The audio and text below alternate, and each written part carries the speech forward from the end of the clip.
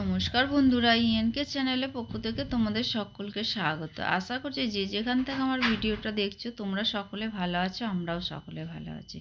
Good morning বন্ধুরা। আজকে সকালবেলায় দেখো তোমাদের কাছে আমি চলে এসেছি একেবারে বাসি বিছানায় বসে তোমাদের আমি দেখিয়ে দিলাম, আর ওদিকে আমার গোপু সোনাকেও দেখিয়ে দিলাম। তাই এই বলে ভিডিওটা আমি স্টার্ট করছি বন্ধুরা।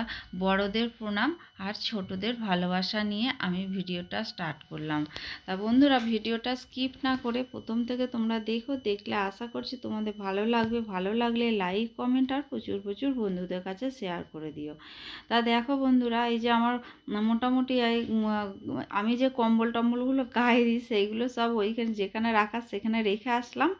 আর যেখানে রাখার বলতে কি বন্ধুরা, আনলার ওই নিচের থাকটাই রেখে দিই। তা এইখানে এইটা তো আর ধরে না বড় কম্বলটা, ওই জন্য এইখানে এই কম্বলটা থাকে।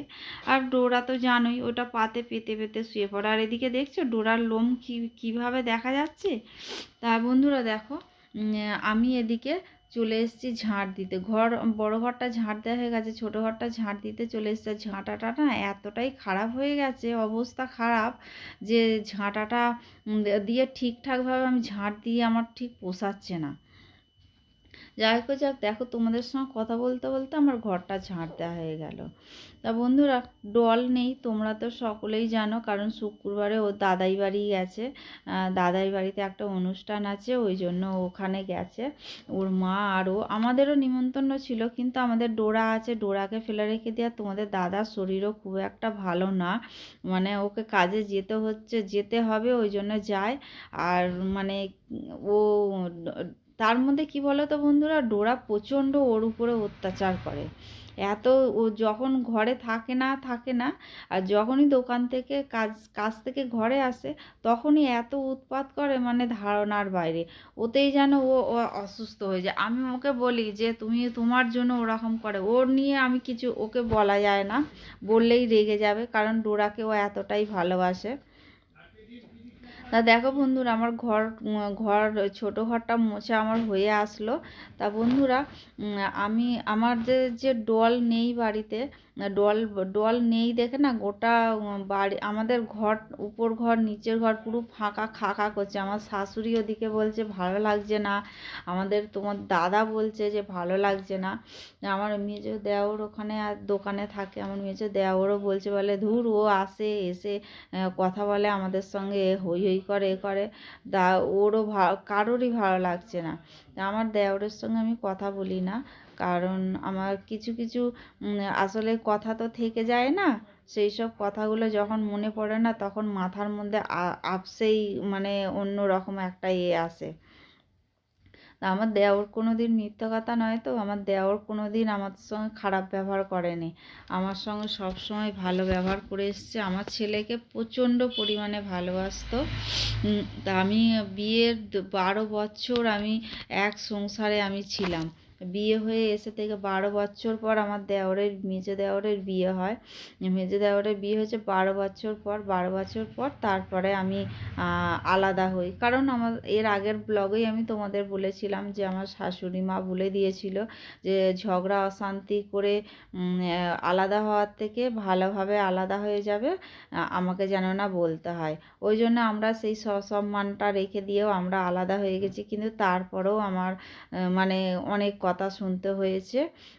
যাক, তার বিপরীতে আমি কোনো কথা আমি বলতে চাই না, কারণ আমাদের দেওর আমাদের কোনো দিন কোনো খারাপ কথা বলেনি। তা যতটা বলেছে মানে অন্য দিকের থেকে কথা এসছে।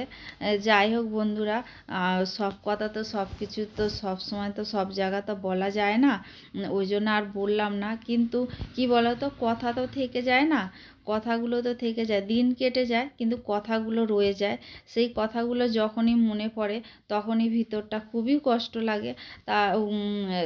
তা আর কিছু করার নেই, তাই না বন্ধুরা? তোমাদের দাদা সকালবেলা নিয়ে আসলো, এই যে চিনি নিয়ে আসলো, ঘরে একদম বাড়ন্ত ছিল চিনি, তেল, সর্ষের তেল বাড়ন্ত, রিফাইন তেল বাড়ন্ত ছিল, হলুদ, জিরে, এই দুটো ছিল যা ছিল। আজকে কালকে 2 দিন হয়ে যেত, কিন্তু আমি থাকতে জিনিস আনতে দিই তোমাদের দাদাকে শুক্রবারে বলেছিলাম আনতে এগুলো, তোমাদের দাদা শুক্রবারে বেরোয়নি বলে নিয়ে আসেনি।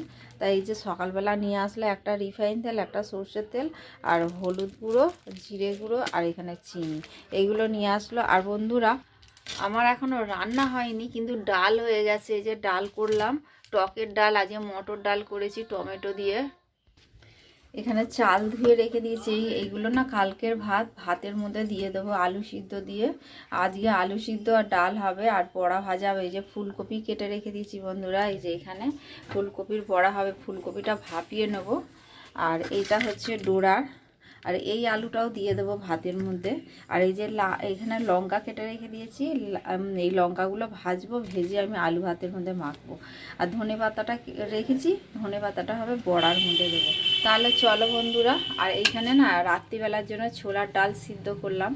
ছোলার ডালটা দেখি সিদ্ধ হয়েছে কিনা, নাহলে আবার সিটি দিতে হবে। কারণ দেখলাম সিদ্ধ বসিয়েছিলাম, 5টা সিটি দিলাম, হলো না, মনে হয় ডালটা খুব একটা ভালো না।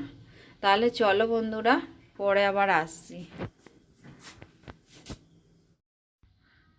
বন্ধুরা, কি বলো তো, ওই যে তোমাদের বলছিলাম না যে কথা থেকে যায়, দিন ফুরিয়ে যায় কিন্তু কথাগুলো থেকে যায়। ওই সেই রকমই আমাদের ওই একই অবস্থা হয়েছে। সেই কথাগুলো যখন মনে পড়ে তখন আর নেওয়া যায় না। আমার প্রচণ্ড পরিমাণে আমার কষ্ট হয়। অনেক চিন্তা করতাম বন্ধুরা, চিন্তা করতে করতে না খুব অসুস্থ হয়ে পড়তাম। আমাকে অনেক ডাক্তারও দেখতো, কিন্তু সত্যি কথা বলতে কি, আমাদের কোয়েল আমাকে এই ইউটিউবের চ্যানেল খুলে দেয়। সেই চ্যানেল খুলে দেওয়ার পরে আমি এই যে তোমাদের সঙ্গে কথা বলি, বক বক করি, এতে আমি অনেকটা শান্তি পাই, অনেকটা ভালো থাকি।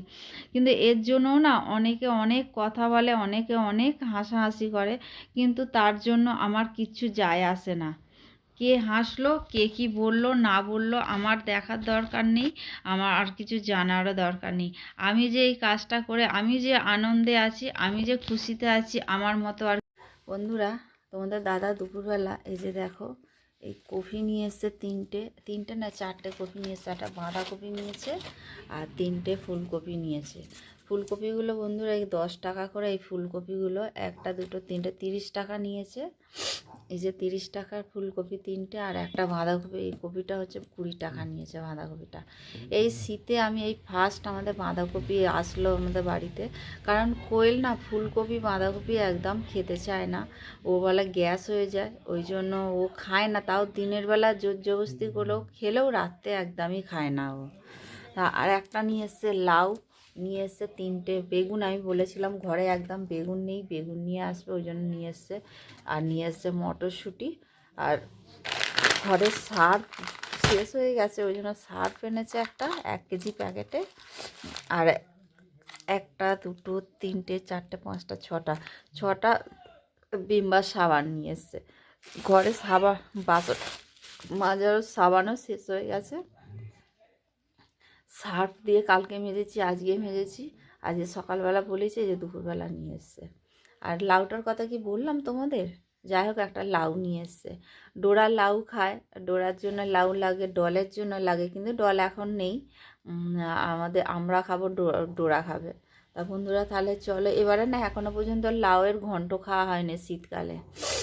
একদিন আমাদের মাকে করে দিতে হবে নিরামিষ, কারণ মা তো মাছ খায় না। আর একদিন আমাদের জন্য মাছের মাথা দিয়ে করব। তা বন্ধুরা, তাহলে চলো, আমি আবার পরে আসছি তোমাদের কাছে।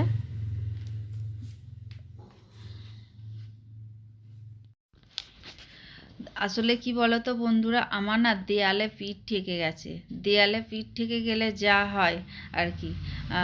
আসলে কি বলতো বন্ধুরা, আমি মানুষকে করে আমি বলতে চাই না, মানুষের পাশে আমি দাঁড়াতে চাই সব সময়, কিন্তু আমার যখন কোনো বিপদ হয় তখন কিন্তু কোনো মানুষকে পাওয়া যায় না।